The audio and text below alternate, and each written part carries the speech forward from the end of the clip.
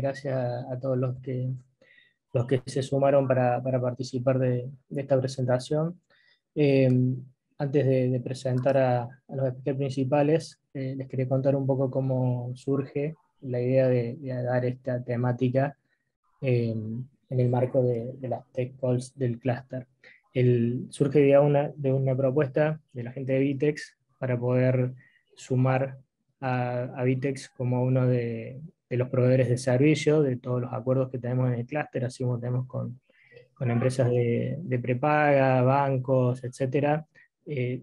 Sería el primer acuerdo que hacemos con una empresa de servicios relacionados con todo lo que son las finanzas descentralizadas y criptoeconomía. Entonces, nos pareció interesante poder compartirlo abiertamente en este espacio y aprovechar también la temática para invitar a Excapit, que es socio del clúster, es una startup cordobesa que está creciendo exponencialmente, seguramente lo han escuchado, y qué bueno que podamos mostrar que también empresas del clúster están trabajando con esto y, y participando del ecosistema, ¿no? Así que en, en ese, en ese enfoque les voy a ahora sí presentar formalmente, leyendo las bios para no confundirme.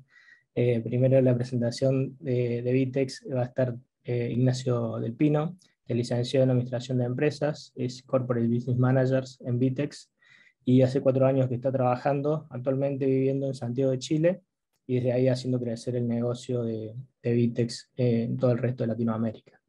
Y José Ignacio Trastenberg, CEO y co-founder de Excapit, que es emprendedor apasionado por el abordaje y resolución de conflictos ambiciosos y trascendentes para la sociedad, actualmente abocado a democratizar las finanzas e inversiones en Latinoamérica, valiéndose de equipos multidisciplinarios, calificados y apasionados con este propósito.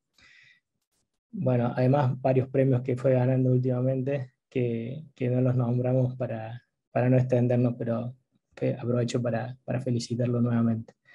Así que bueno, este es el inicio, como dijo Lore, siéntanse cómodos de ir escribiendo las preguntas que surjan a lo largo de la charla y después al final hacemos una ronda de preguntas y respuestas para poder evacuar todas las dudas que hayan quedado. Así que lo dejo directamente con Ignacio. Bueno, gracias Germán, hola a todos, gracias por el espacio, gracias al clúster por aceptar nuestra propuesta. Un poco la idea de hoy es hablarle a las compañías que quieran destinar capital propio, que quieran hacer uso de las criptomonedas, bajar un poco a tierra y contarles básicamente el cómo de hacer todo esto y que deje de ser una charla en la nube para mostrarles que claramente es algo que ya está ocurriendo, que muchas empresas lo están utilizando para distintos casos de uso. Lo primero que vamos a hacer, que vamos a estar viendo, es un poco la comparativa en la inversión en criptomonedas versus el mercado tradicional. Hay distintos temas que son súper importantes, los tipos de inversores que hay en Bitcoin y en el resto de las criptomonedas, características del mercado, un poco los casos de uso que atendemos en Vitex, la diversificación de cartera que puedan llegar a encontrar en Vitex y los pilares fundamentales que consideramos fundamentales a la hora que una compañía destine capital propio a criptomonedas.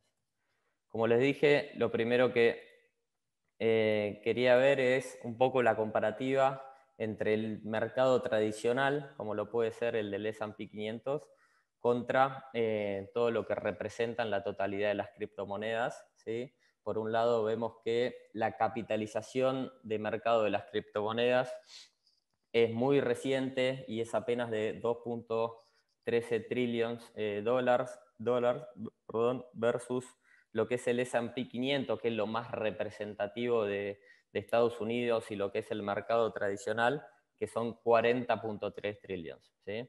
Pero cuando vemos el volumen transaccionado es lo que resulta súper interesante de las criptomonedas, 92 billion dólares versus 3.06 en el mercado tradicional y más representativo de Estados Unidos. Entonces, si bien es una industria en pleno crecimiento, en una etapa de madurez que le falta y le queda gran recorrido por delante. Lo que llama la atención es el gran volumen transaccionado diario que tienen la totalidad de las criptomonedas, ¿no? Cuando vamos al market share dentro de las criptomonedas, hoy tenemos un Bitcoin que ocupa el 41.6% y sigue dominando el mercado de las criptomonedas. Hasta 2017 ocupaba el 100% de la misma, y lo interesante y lo que muestra claramente el gráfico es cómo cae el porcentaje de Bitcoin dentro de una cartera de inversión, dentro de lo que representa el market share total. Y esto lo digo como algo súper positivo. Grandes proyectos como Ethereum, Solana, Cardano, etcétera, que empiezan a tomar fuerza en este universo y nos permite, o le permite a las compañías, tener una diversificación de cartera dentro de toda esta industria. Cuando lo volvemos a comparar con lo tradicional, si bien las acciones de Apple no tienen nada que ver contra una criptomoneda, lo que sí me resulta interesante hablar acá es la comparativa entre el Bitcoin y el oro, ¿sí? Traigo esto porque es el debate de todos los días, o las semejanzas que existen entre uno y el otro, principalmente por un tema de escasez, es que se lo compara el Bitcoin contra el oro. Entonces, si tan parecido si tantas similitudes tiene con el oro, lo interesante a ver es el market cap que tiene uno y el otro, ¿sí? Y hasta dónde puede llegar el precio del Bitcoin, si realmente es parecido o si realmente tiene las mismas características que el oro, ¿sí? Para que el Bitcoin, a lo que es market cap, iguale al oro, tendría que tener un valor superior a los $500.000, cuando en este momento vale $47.000, $48.000 cada Bitcoin. Cuando vamos a los tipos de inversor, hay dos gráficos que me gustaría mostrarles. Por un lado es el tiempo de inversión. En esta diapositiva estamos hablando exclusivamente de lo que es el Bitcoin, ¿sí? Cuando vamos para la izquierda, el inversor por tiempo, vemos que el 58.4% es un tipo de inversor que en un plazo de 1 a 12 meses no tiene intención alguna de operar esos Bitcoins, ¿sí? Son inversores que ven al Bitcoin como una inversión de largo plazo y que no tienen ni pensado tocar dicho Bitcoin en un plazo de un año mínimamente, ¿sí?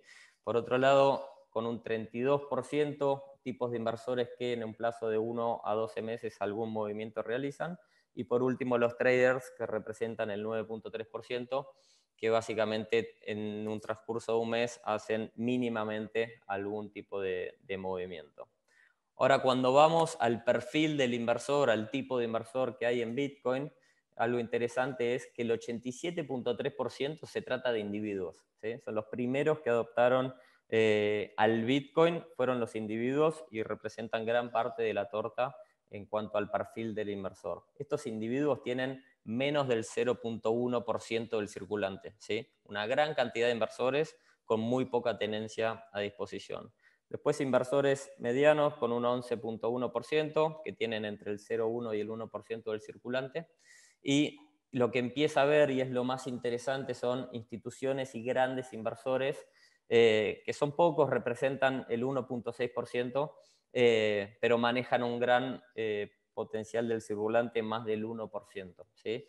Lo interesante será tener esta misma charla dentro de unos años y entender si por buenas regulaciones, que es un mercado claramente que no está regulado, si la regulación atrae a las empresas a que operen cada vez más en este mercado. Algo importante y que está relacionado al gráfico que vimos en la diapositiva anterior es lo que nosotros denominamos como una crisis de liquidez. ¿Qué es una crisis? ¿Qué representa esta crisis de liquidez? Confirma que el inversor, que este 58.4% de tipo de inversor holder, es decir, que no vende su tenencia en un plazo de un año aproximadamente, está 100% confirmado, y esto quiere decir que en los exchanges hoy a nivel mundial no hay liquidez de Bitcoin para ofrecer a la demanda que existe. Entonces, esto como consecuencia tiene que con muy poco volumen, muy poco para lo que representa una compañía a nivel mundial, ¿no? Con muy poco volumen, el precio del Bitcoin puede aumentar o caer rápidamente. Entonces, en la línea negra podemos ver lo que es el precio del Bitcoin y en la línea violeta podemos ver los Bitcoins que hay en circulación dentro de los exchanges. Cuando digo circulación, digo lo que no está en circulación está en billeteras frías, completamente fuera del alcance de Internet y de las plataformas donde las empresas y personas operan Bitcoin. Entonces, y es un claro indicio de que esos Bitcoins no quieren ser transaccionados. Entre el 70 y el 80% de los Bitcoins están completamente fuera de las plataformas y es nada, es una clara realidad que el inversor en Bitcoin apuesta a largo plazo. Dentro de lo que es la rentabilidad de los activos digitales, si bien hoy tenemos más de 10.000 criptomonedas, nosotros acá trajimos las más representativas o las más diferentes entre ellas, para que vean que esto no es solo Bitcoin o solo Ethereum, sino que ya podemos empezar a pensar en una cartera de diversificación dentro de lo que es esta industria y que cada una tiene su rentabilidad de acuerdo al proyecto o no que tenga por detrás, ¿sí? El Bitcoin, Ethereum, todos tienen un subyacente por detrás, un protocolo, un proyecto que es interesante y ese proyecto tiene la credibilidad o la razón por la cual las empresas y la gente invierte en ello, ¿sí? Y por otro lado tenemos criptomonedas como Dogecoin que no tiene ningún tipo de subyacente por detrás, simplemente es una criptomoneda que lo es por la oferta y la demanda y no hay ninguna razón de existir. Y no me pregunten por qué en los últimos 12 meses rindió un 5.000%. Entonces, mi recomendación personal es que si ustedes como compañía el día de mañana deciden invertir en alguna criptomoneda, sea más el proyecto que hay por detrás y la razón de ser de esa criptomoneda que la rentabilidad esperada que ustedes puedan llegar a tener.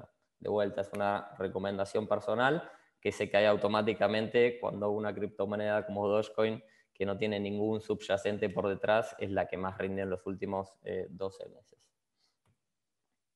Cuando volvemos a la comparativa, y es mi idea un poco posicionar al Bitcoin, por decir una, ¿no? Pero a las criptomonedas dentro de una cartera de inversión, es entender en los últimos 12 meses, si comparamos al Bitcoin contra el S&P 500 nuevamente, vemos, dada la tremenda volatilidad que tiene el Bitcoin, pero el rendimiento del 115% que lleva en lo que va en los últimos 12 meses, versus el S&P, algo súper tradicional y sin volatilidad alguna, que también presenta un crecimiento del 27.25%. Entonces, ambas inversiones son fundamentales dentro de una cartera de inversión para que el riesgo pueda justificarse entre ambas dos.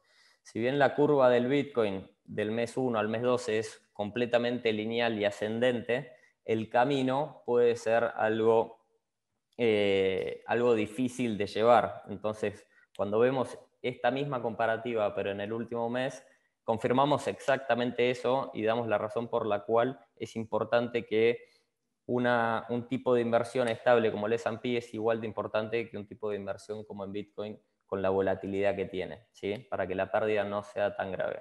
Entonces, de invertir en Bitcoin, en Ethereum, en la que ustedes consideren que sea la mejor estrategia, sepan que por más de que el trayecto y el largo plazo suene atractivo, o lo es, porque en el historial desde el comienzo hasta hoy lo fue claramente, sepan, y es importante que tengan su expectativa de precio, de rendimiento, de tiempo muy claro, porque el día a día claramente puede ser algo poco atractivo. Entonces, esta es la razón principal por la cual nosotros posicionamos a Bitcoin y a cualquier criptomoneda que ustedes decidan conveniente dentro de un portafolio de inversión clásico y que cada una de ellas tendrá un rendimiento y lo importante obviamente es el rendimiento de cada ítem, pero el rendimiento total de la cartera de inversión. Ahora sí, saliéndonos un poco de la comparativa y demás, hablar 100% de este mercado. Es un mercado que opera 24/7, literalmente no tiene ni horario ni día que pare, las 24 horas, los 7 días de la semana. Cuando decimos que no hay un único precio de referencia, decimos, lo que queremos decir es que cada activo va a tener su propio precio según en el mercado en el cual se opere, ¿sí? Bitex, por ejemplo, es una plataforma, un exchange internacional, donde hay oferentes y demandantes y entre los mismos componen cada precio de cada activo digital. Lo mismo habrá en cada exchange de Argentina y del mundo, donde se van generando distintos precios. Entonces es por eso que no hay un único precio de referencia, sino que es el del mercado de cada plataforma. Lo que sí son activos únicos, es el mismo Bitcoin que ustedes van a poder operar en Bitex, en Binance y en cualquier otra plataforma. Y este activo único es operable entre múltiples monedas. ¿Qué quiere decir? El Bitcoin lo puedes comprar con pesos, venderlo por dólares, venderlo por pesos chilenos, etc. No hay entes centrales y no hay un mínimo de inversión, ¿sí? Y lo importante acá es que es transferible entre personas. ¿En el auto? Sí. Pero no sé por qué. Cuando vamos a los casos de uso, un poco lo que hacemos en Bitex, nosotros a las empresas les ofrecemos distintos casos de uso utilizando la criptomoneda, ¿sí? El primero es apreciación de capital, es un poco la charla que fuimos construyendo hasta ahora, es que cada empresa adquiera criptoactivos según la estrategia que haya definido y los coloque dentro de su cartera de inversión. Otro caso de uso, y cada vez más frecuente en países con inestabilidad de tipo de cambio en la moneda local, como lo puede ser Argentina, es lo que denominamos como resguardo de valor. Hay criptomonedas que tienen paridad directa contra el dólar, entonces es cada vez más frecuente la empresa argentina que destina pesos a una criptomoneda estable que cotice contra el dólar para resguardar ese valor. Y por último, lo que es liquidez internacional. Nosotros damos servicio de pago internacional utilizando la cripto como vehículo, pero sin exponer ni a quien paga ni a quien recibe a lo que es la cripto en sí, ¿sí? Nuestro objetivo es conectar bancos de Latinoamérica, Estados Unidos y Europa con transferencias bancarias locales, ¿sí? El subyacente, lo que conecta a un país del otro es una criptomoneda, pero lo que hacemos nosotros es conectar, por ejemplo, el peso argentino contra el peso del chileno en cuestión de horas.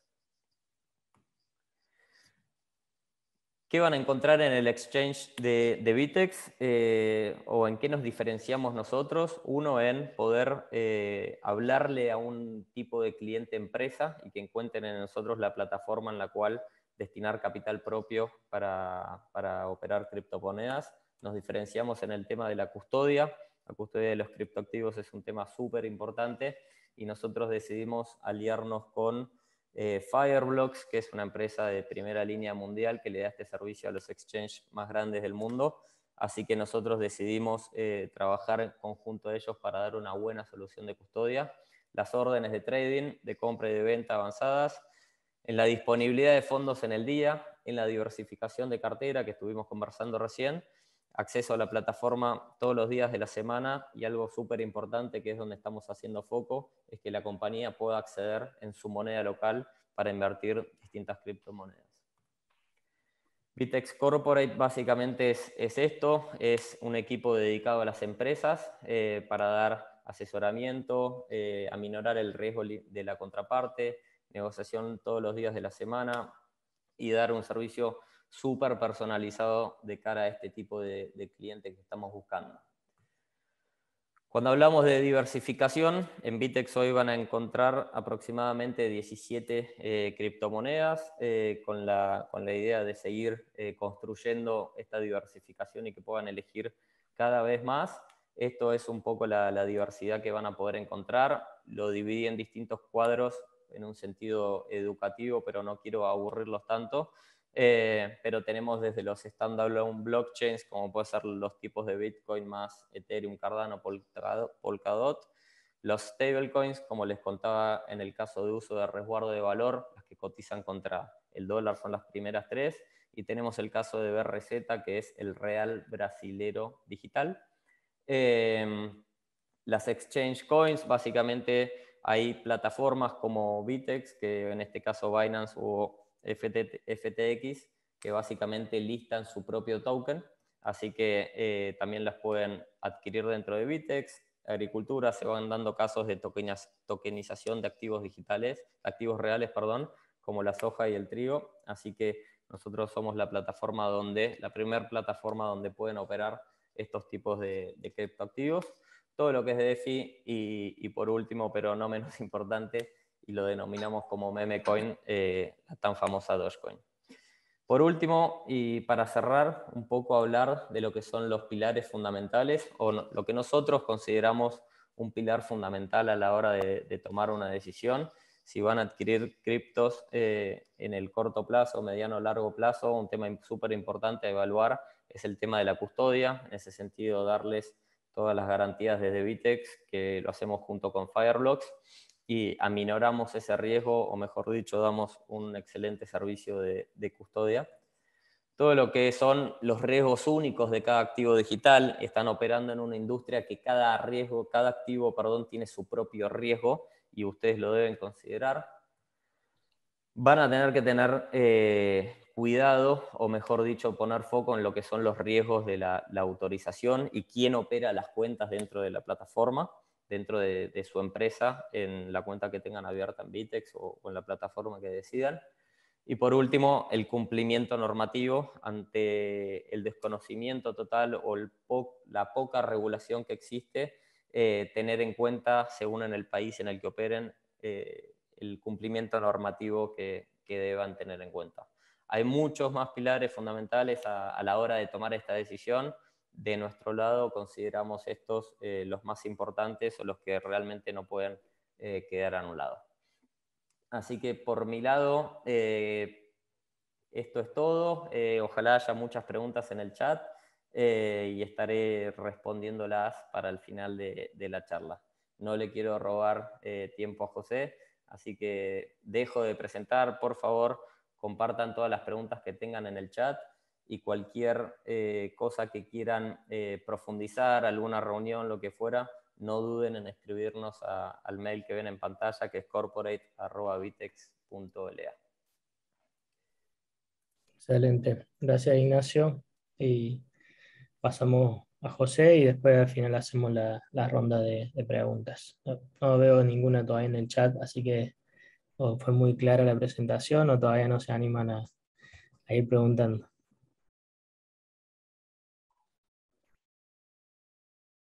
Bueno, buenas tardes a todos. Muchas gracias por el espacio, gracias por la presentación.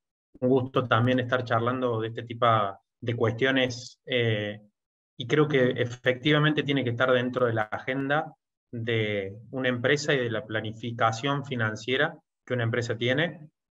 Suele ser un tanto extraño pensar que en el tesoro de una empresa, y hablemos de cualquier tamaño, esto debe estar en agenda, así que me parece interesante que existan estos espacios, primero para sacarse dudas. Conozco de primera mano que esto suele dar bastante miedo por implicancias de regulación, por implicancias impositivas, fiscales, legales, pero compartirles desde el profundo convencimiento que efectivamente esta temática no es simplemente una moda, sino que es una tendencia que tiene cada vez más adopción, y que en el tiempo veremos que cada vez tendrá mayor preponderancia dentro de no solamente las carteras de inversión de las personas físicas, sino también de las tenencias del tesoro de cualquier empresa del mundo. Paso a compartirles, agradeciendo también nuevamente que estén buscando tener un poco más de información al respecto. Y por supuesto creo que la parte más rica de la presentación será justamente la parte de las preguntas. Así que no tengan miedo ni vergüenza de preguntar, que justamente este es el espacio que buscamos tener.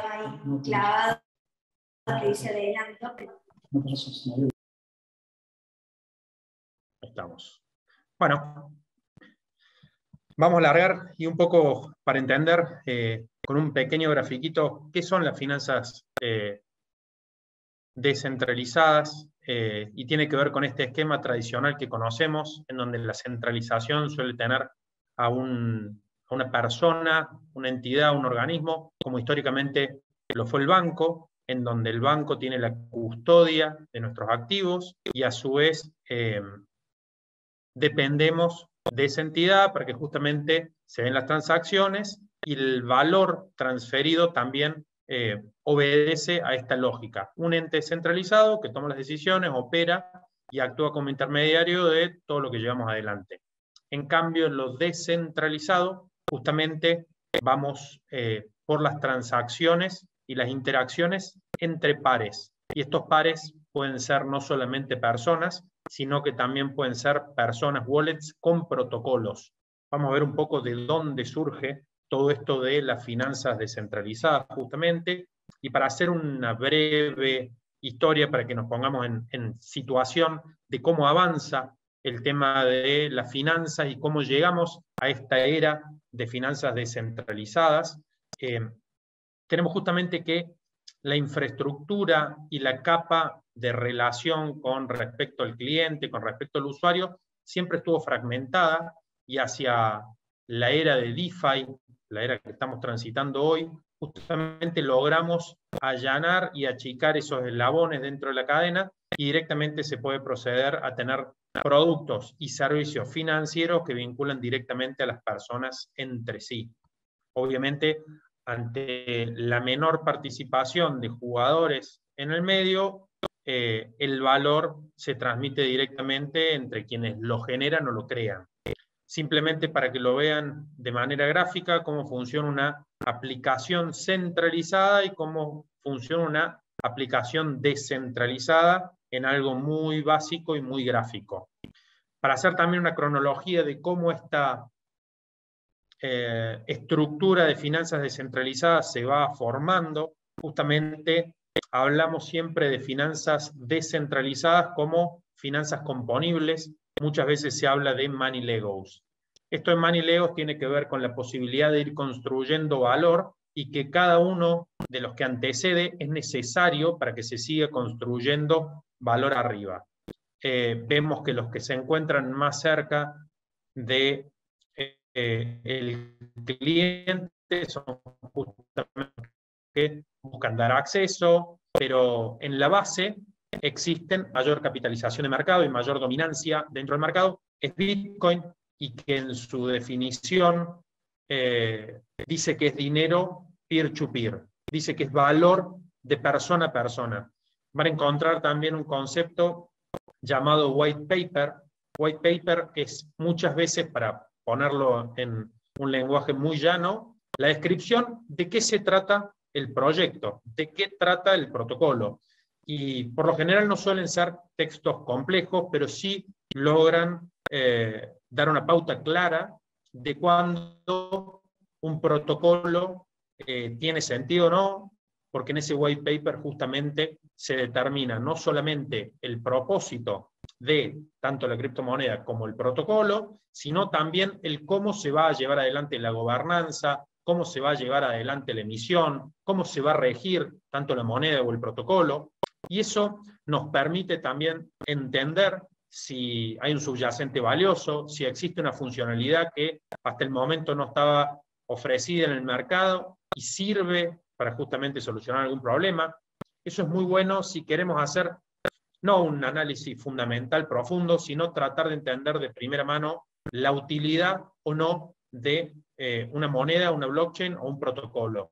Y también agarro el caso que decía Ignacio de Dogecoin, en donde también tenemos que entender de que las criptomonedas y las finanzas descentralizadas en sí son sumamente inmaduras y nuevas. Por tanto, vamos a ver todo este tipo de fenómeno que trata acerca de principalmente información fundamental, información que se da en redes sociales, información o miedo a quedarse afuera, que pueden llegar a inflar el precio de una moneda y también no buscar el entendimiento del análisis técnico, sino simplemente cuestiones de adopción por moda y demás. Hacia el final de la presentación me gustaría hacer un breve comentario acerca de NFTs y metaverso, probablemente conceptos que hayan escuchado este último tiempo y que creo también deberían estar al menos en las charlas de planificación estratégica hacia futuro, escindido incluso de la industria en la que cada una de sus empresas trabaje, porque creo que va a ser un tópico a tener en cuenta para pensar estratégicamente el negocio. Pero bueno, como les decía, evoluciona hasta llegar a DeFi, criptomonedas, contratos inteligentes. Ethereum es quien establece la lógica comercial para establecer contratos inteligentes sobre la red de Ethereum y sobre ella poder construir estas finanzas descentralizadas. Después existen distintas blockchains que logran solucionar algunos problemas de escalabilidad que tiene Ethereum todavía. Se le llaman de capa 2, de capa 3, básicamente por los costos transaccionales, por los tiempos de validación de las transacciones, pero en definitiva estamos construyendo un ecosistema financiero distinto al conocido que busca sacar intermediarios que no sumen valor, traer eficiencia al sistema financiero y buscar dar acceso, oportunidades e igualdad de oportunidades a todos los participantes. Para entender muy básicamente por qué es interesante DeFi, justamente este sistema financiero se basa sobre la confianza en la tecnología, no sobre el arbitrio de ningún organismo, no sobre el arbitrio de ningún gobierno, sino que se confía sobre la construcción que se da en la tecnología, porque en estos contratos inteligentes lo que sucede es que de manera automática se logra operar y sucede justamente lo que está previsto y no se puede modificar salvo que la comunidad que tiene la posibilidad de tener los tokens de gobernanza y modificar lo que sucede en esos protocolos, así lo establezca. De código abierto significa que es auditable. No quiero irme a un lenguaje demasiado técnico y tampoco arrogarme el conocimiento técnico que esto supone, pero sí el decir que es de código abierto supone que es auditable y que por ende puedo ver cómo está construido. Lo que decía Ignacio, un mercado irrestricto, un mercado que no está determinado por ningún gobierno y ninguna organización, sino que se tiene acceso global 24/7. Acá vemos un dibujo de cómo esta arquitectura componible se muestra, tomando como base Ethereum, y luego se va construyendo sobre la red de Ethereum desde los servicios financieros más básicos, por ejemplo, trocar entre una moneda y otra, para luego establecer otras funcionalidades. Por ejemplo, generar tokens sintéticos, por ejemplo, agregar capital a alguna de todas estas redes, y por último, tener wallets que están de cara al cliente final. Pero todo esto se vincula en un solo lugar. Si lo queremos un poco más amplio, este sería el dibujo, en donde tenemos distintos roles dentro de cada uno de esos manilegos. Más allá del dinero, tenemos distintos servicios financieros, estos de préstamos, ahorros, cuentas de inversión, la capacidad de crear tokens que tengan como subyacente algún activo de la vida real, activos que no tienen absolutamente nada de subyacente, sino que tratan sobre funcionalidades o permiten operar dentro de alguno de estos protocolos. Para hacer una pequeña salvedad, y en esto de entender el portafolio diversificado de inversión y lo que ello significa, si hoy nosotros, por a través de las finanzas tradicionales, intentamos tener un portafolio verdaderamente diversificado, uno pensaría que ese portafolio debería tener activos financieros tradicionales como acciones, podría tener algún tipo de índice, como decía Ignacio, el S&P 500, deberíamos tener algún commodity, deberíamos tener arte, deberíamos tener real estate, deberíamos tener inversiones de riesgo, como por ejemplo venture capital, y deberíamos tener alguna exposición o posición en criptomonedas, ya sea holdeando largo, como puede ser la estrategia que usan grandes empresas como MicroStrategy o Tesla o Apple, de tener Bitcoin y comprar a la baja y simplemente conservarlos a largo plazo. Todo esto que acabo de decir hoy puede tener un vehículo tokenizado, es decir, toda esa exposición y la configuración de un portafolio verdaderamente diversificados se puede dar desde una wallet y justamente dentro de las finanzas descentralizadas. ¿Por qué? Porque ya encontramos activos como el arte, tokenizados, por a través de NFTs. Encontramos commodities tokenizados, lo que decía Ignacio, Cora, Soya, son dos tokens que como subyacente tienen commodities del agro. Encontramos real estate tokenizado por a través de encontrar metros cuadrados dispersos en distintas partes del mundo, también tokenizados. Encontramos incluso fondos de capital de riesgo que encuentran sus cuotapartes tokenizadas y uno puede adquirir parte de eso.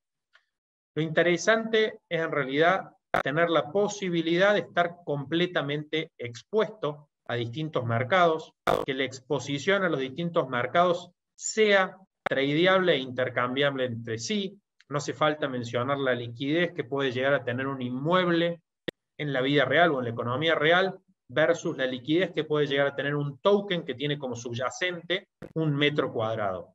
En un caso hay un mercado líquido, en otro caso no es particionable, no hay un mercado líquido y a su vez también depende de las restricciones que pueda llegar a existir en el mercado en donde se encuentra el inmueble.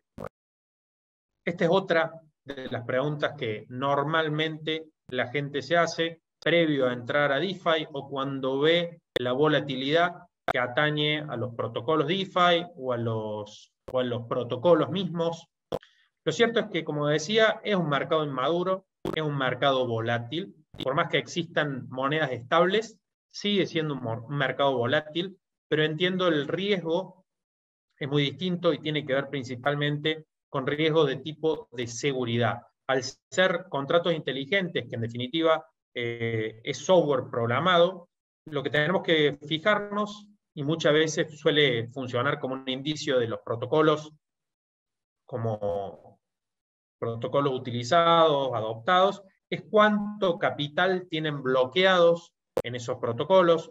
Uno dice que un protocolo tiene capital bloqueado cuando, por ejemplo, y ahora vamos a ver algunos ejemplos de protocolos conocidos, la gente invierte por a través de ese protocolo, el protocolo lleva tiempo operando y no han tenido problemas de seguridad o cuestiones de estafa aparejadas. Esos protocolos suelen ser más confiables que otros nuevos. Por eso no solamente hay que fijarse en la rentabilidad, sino también en la seguridad al momento de invertir en DeFi y obviamente entender, y más aún en DeFi y en cripto, inversión igual a riesgo por retorno. Uno empeña unidades de riesgo para obtener unidades de retorno, lo cual no significa que efectivamente se tenga un retorno, sino que es un mercado riesgoso, incipiente y maduro, que viene creciendo exponencialmente y que en tendencia, y como veíamos en lapsos de tiempo de 12 meses o más, siempre resultados positivos. Lo que sucede es que hay que asumir un nivel de volatilidad alto. En esto de mostrar algunos protocolos y contarles un poco más acerca de qué protocolos podemos encontrar en DeFi, simplemente para mencionar, están exchanges o estos automatic market. Podemos intercambiar tokens entre sí. La lógica de creación de fondos también cambia.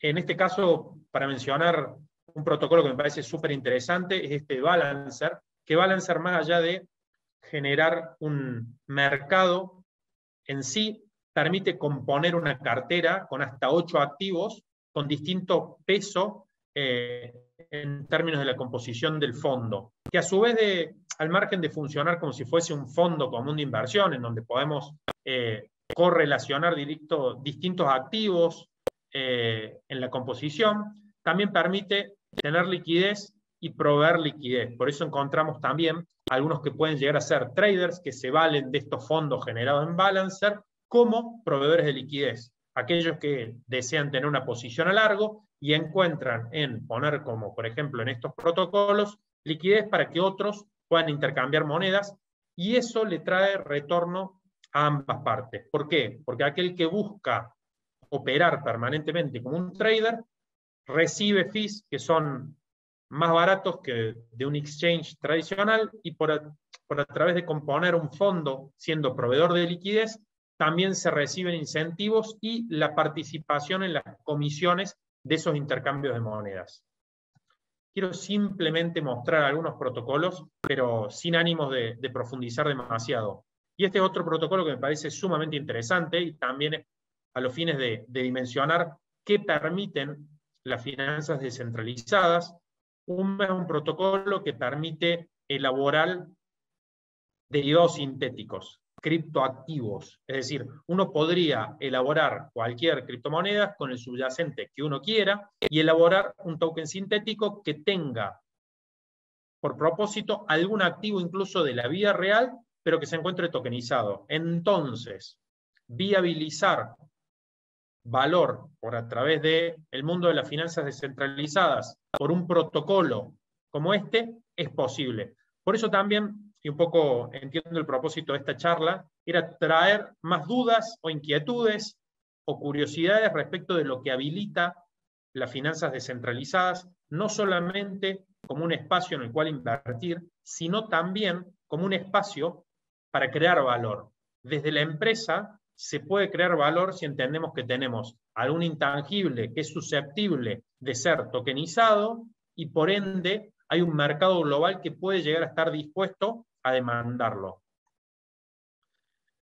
Entiendo que estamos cortos de tiempo, pero no quisiera dejar de hacer una mención a estos dos conceptos que van a tener mucho más protagonismo a lo largo del corto y mediano plazo. NFTs, solo para decirlo, fue la palabra del año de 2021. NFTs, para hacer una breve bajada, son tokens no fungibles, es decir, son tokens que no pueden ser intercambiados uno por otro porque tienen alguna particularidad, y esto deviene en realidad de la tutela de la propiedad intelectual, la obra inédita, única, pero hoy en día sirve no solamente para, por ejemplo, vehiculizar el arte, sino también para brindar accesos únicos o para dar alguna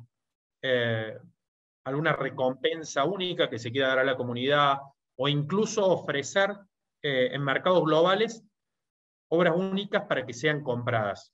Y esto del metaverso, algo en lo cual Facebook va a estar invirtiendo 10 trillones al año en los próximos 3 años, es una materia en la cual tener visión implica una ventaja competitiva, porque se supone que se van a estar dando no solamente actividades recreativas en el metaverso, sino que también van a existir oficinas en el metaverso. Para hacer una breve descripción, metaverso es como un universo paralelo, digital, en el cual nos vamos a poder encontrar con gente de cualquier parte del mundo, vamos a poder tener oficinas, vamos a poder transaccionar. Todo ese metaverso surge también un espacio en el cual las empresas hoy buscan estar. Casualmente ayer salió la noticia de que Nike compró una empresa que elaboraba NFTs wearables, NFTs que son utilizables en el metaverso, es decir, no existen en la vida real, sino que sirven para que los avatares que participan en el metaverso se puedan vestir, puedan tener calzado. Algo que suena tan complejo, tan distante, hoy es materia de dirección estratégica no solamente de Nike. Adidas acaba de hacer también un convenio con una de las comunidades de NFTs más importantes que existen en el momento.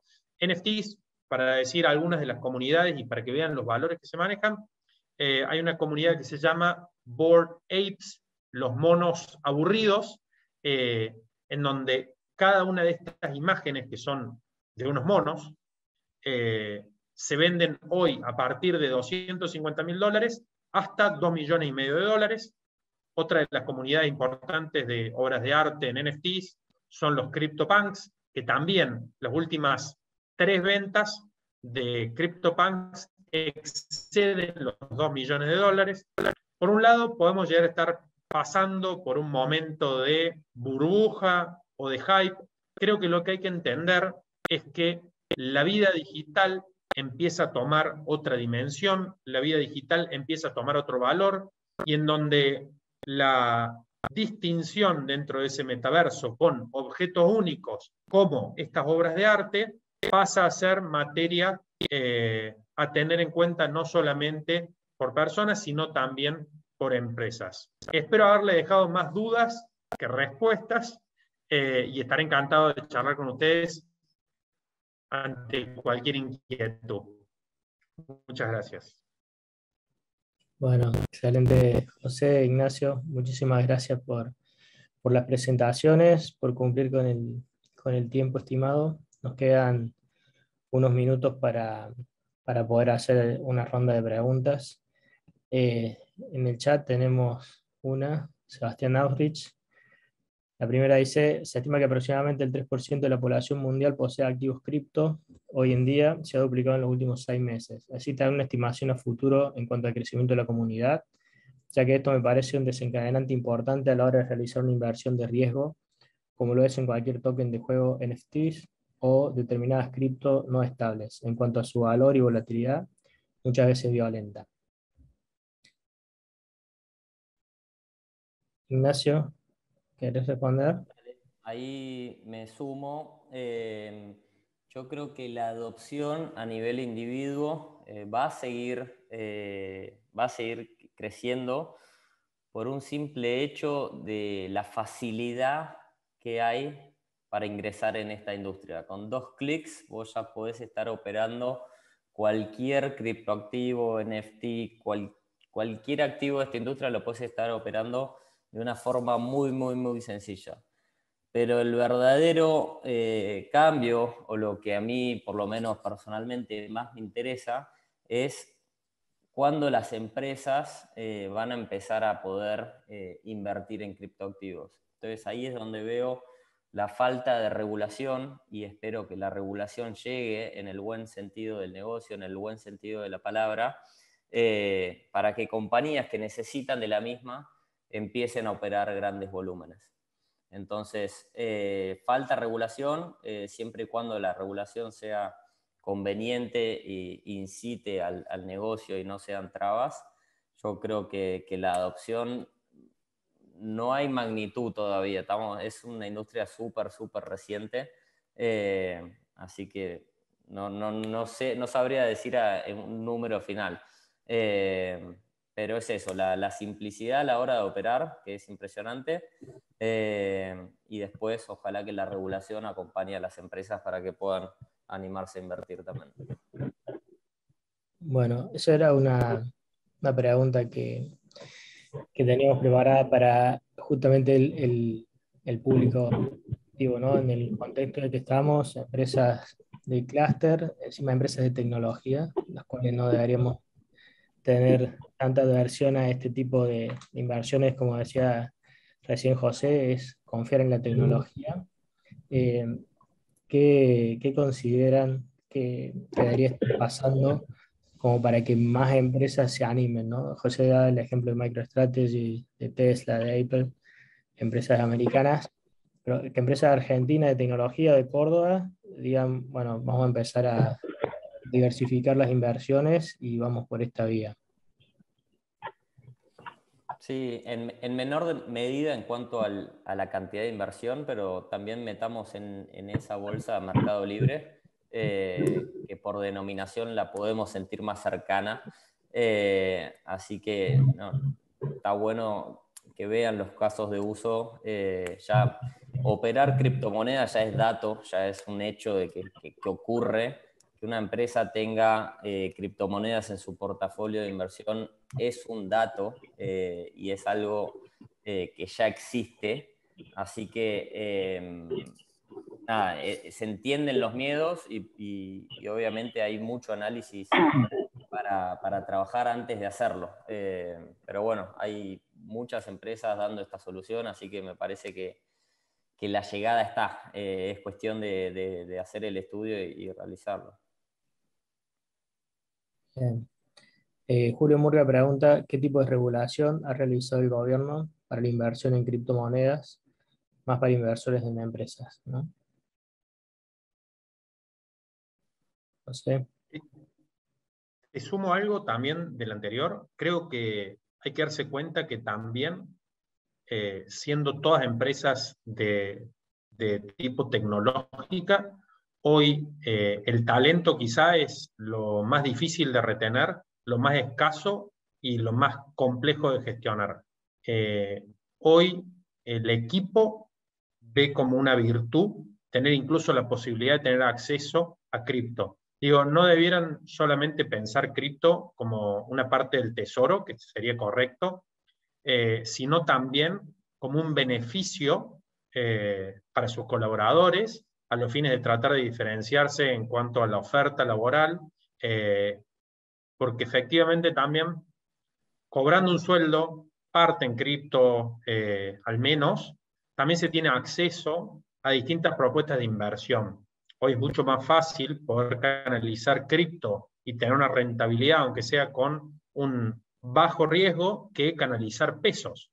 Y a su vez también puede llegar a ser decisorio para quienes están tratando de contratar el hecho de dar la posibilidad de pagar en cripto o tener la opción de cobrar en cripto versus solamente pagar en pesos. E incluso eso ya excede el tener una base dolarizada de los sueldos. Así que simplemente lo traigo a colación porque hoy es un tema en sí y siendo el talento tan escaso y tan complejo, el entender de que existen algunos beneficios que se pueden dar sin que necesariamente eso signifique un sacrificio o un costo verdaderamente económico para la empresa, me parece que es también para meterlo en agenda. Bien, buen punto. Quedaba pendiente esto de Julio Murga, de qué tipo de regulaciones ha realizado el gobierno para inversión en criptomonedas, para más inversiones de empresas, ¿no? Perfecto. En ese sentido, hoy los toman como un activo financiero tradicional, en donde a fin de año se paga la diferencia entre el valor de compra y el valor de venta, y a su vez también se pagan bienes personales por tener que tener alguna acción, para simplificar la respuesta. Bien, eso es muy importante. Si bien, como decía Ignacio, no hay mucha regulación al respecto, en Argentina es completamente legal hacerlo, ¿no? Durante las leyes vigentes permiten que esto sea una operatoria 100% legal, declarada en AFIP y demás, con lo cual eso también elimina algunas barreras que pueden estar algunos considerando, ¿no? Otra, otra pregunta que teníamos en cartera era esto que surgió últimamente como noticia del impuesto al cheque, ¿no? Hablando de regulaciones que empezaba a aplicar para las criptomonedas. ¿Cómo ven eso en la práctica? De si realmente es aplicable, tiene un impacto negativo en la adopción.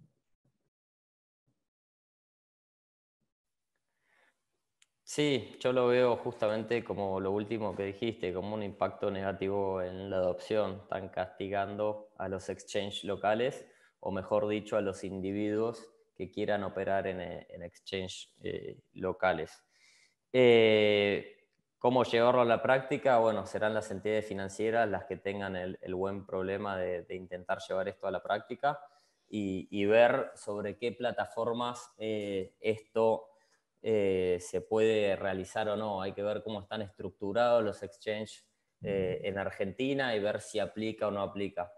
Pero sí, a grosso modo es el tipo de regulación que no incita a la inversión, todo lo contrario a lo que hablamos anteriormente. Lo que se necesita en Argentina y en el resto del mundo es regulación que te permita operar de una forma tranquila en criptoactivos, no que te vayan poniendo palos en la rueda.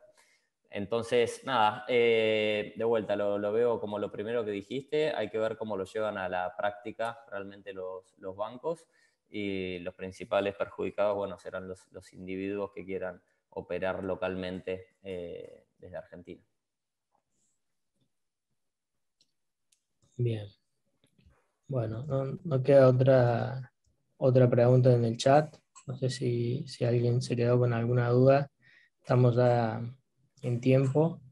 Y si no, bueno, para cerrar, era esto de la demanda, cómo están viendo de las empresas, o sea, del mundo corporativo, la demanda en poder acceder a esto. Veíamos en el gráfico que parándonos en Bitcoin es menos del 2% hoy lo que existen de usuarios corporativos, pero en general con todo el ecosistema cripto, sí están viendo que en los últimos meses esto se está acelerando a partir de los anuncios que hacen estas grandes empresas de estar involucrándose, o es algo que todavía sigue estando demorado el escalar, ¿no? Creo que el crecimiento y la adopción en términos de empresas invirtiendo o teniendo exposición a cripto escala rápidamente. Nosotros también en el caso particular tenemos incluso empresas como clientes y justamente lo que buscan hacer es tratar de adentrarse en este tipo de mercado, allanando la curva de experiencia, conocimiento / desconocimiento, pero entienden que una pequeña exposición a este mercado hoy es necesaria, y en ese sentido también me parece importante incentivar a quienes participan de esta charla a que comiencen. El comenzar no necesariamente implica comenzar con una gran apuesta o una gran inversión, pero sí permite conocer de primera mano cómo se comporta el mercado, entender también el horizonte de inversión que requieren las criptomonedas. Siendo una empresa, buscaría que formen una pequeña parte del tesoro de la empresa, pero no buscaría tener una estrategia activa de estar tradeando, porque eso sí puede llegar a determinar una mala experiencia, pero sí, y estadísticamente, siempre que alguien compró Bitcoin, Ethereum o alguna de las criptomonedas de mayor capitalización de mercado, a largo siempre fue una excelente inversión. Y entiendo que todavía estamos en un excelente momento para adentrarse en este mercado que va a seguir creciendo y va a seguir creciendo por cuestiones de análisis técnico, no simplemente una presunción o un presentimiento, porque algunas de ellas incluso tienen una política de emisión deflacionaria limitada, lo cual hace que en el tiempo el activo se aprecie. Así que no dejan de ser activos que se rigen por criterios financieros, económicos, y en este caso este mercado que está en constante crecimiento, hace sentido ser parte y hace sentido experimentarlo en primera persona.